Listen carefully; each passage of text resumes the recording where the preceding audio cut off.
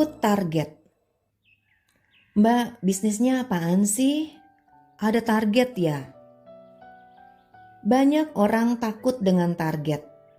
Padahal sehari-hari kita terbiasa dengan target. Yang pekerja kantoran punya target bangun pagi biar nggak kesiangan berangkat, nggak terjebak macet dan tiba tepat waktu di kantor. Dulu saat masih ngantor, saya bisa lari ngibrit demi bisa tiba di kantor tepat waktu pukul 8, demi absensi. Anak kuliahan juga punya target, harus belajar jam berapa, mesti mengerjakan tugas mulai kapan. Apalagi kalau sudah menyusun skripsi, enggak bisa seselesainya aja, ya kan? Ibu rumah tangga juga punya target. Mulai dari bangun pagi sampai harus masak dan membereskan rumah. Kalau musim hujan mesti buru-buru mencuci dan menjemur pakaian biar enggak didahului mendung. Tuh semuanya target kan? Target melekat pada hidup kita. Kenapa takut menjalankan bisnis dengan target? Takut berbeda dengan impian ya? Yang namanya impian silakan ditetapkan di tempat yang tinggi, setinggi mungkin. Jangan takut bermimpi besar. Lalu kita tinggal mencicil impian itu. Ibaratnya bila impian itu sebuah rumah ya cicil aja dulu. Cari gambaran rumah yang kita mau. Googling gambar rumah idaman. Lalu mulai hitung-hitung. Kalau harus beli tanah dulu, menabung aja dulu sampai terkumpul. Lalu mulai beli tanah. Lalu nabung lagi untuk membangunnya nanti, dan seterusnya. Semua itu ada tahapannya. Nah, tahapan itulah yang menjadi target kita.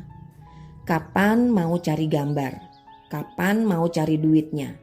Kapan mau beli tanahnya? Dan seterusnya, sampai benar-benar utuh semua. Itulah target kita. Di bisnis saya pun begitu. Lihat aja jenjang penghasilan yang ditawarkan. Kita bisa pilih mau yang mana. Enak ya, tinggal milih. Kayak milih menu makanan di restoran. Kalau sudah memilih, tetapkan kapan mau tercapainya.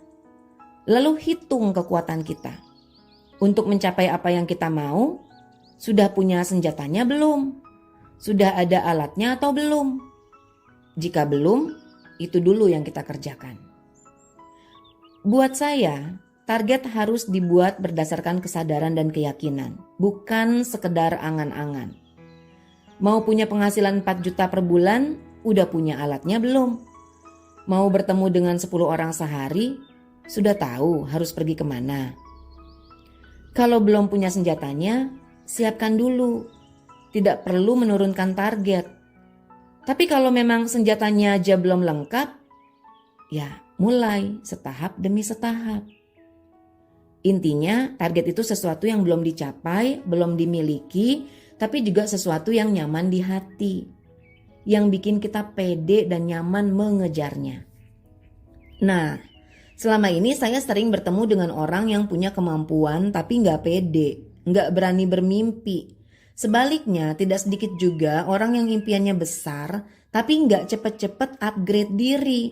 Jadinya ya omong doang.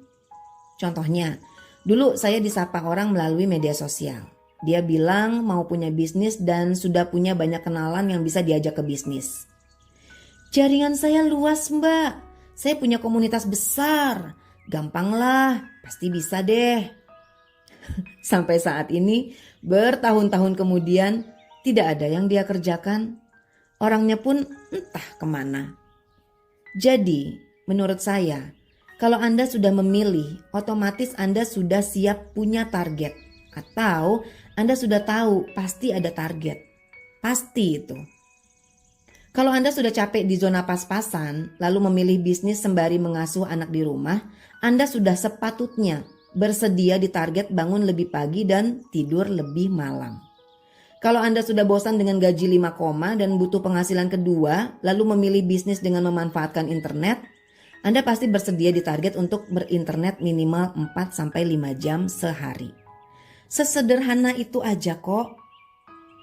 Dulu setiap punya target, saya tulis detail. Sekarang gak gitu-gitu banget sih. Setahun kan ada 12 bulan, saya bagi 4 aja. Jadi cukup saya pantau per 3 bulan untuk melihat kemajuan prosesnya. Apakah masih on track atau sudah meleset? Kadang-kadang ada yang terlalu cepat tercapai, tapi ada juga yang ketinggalan.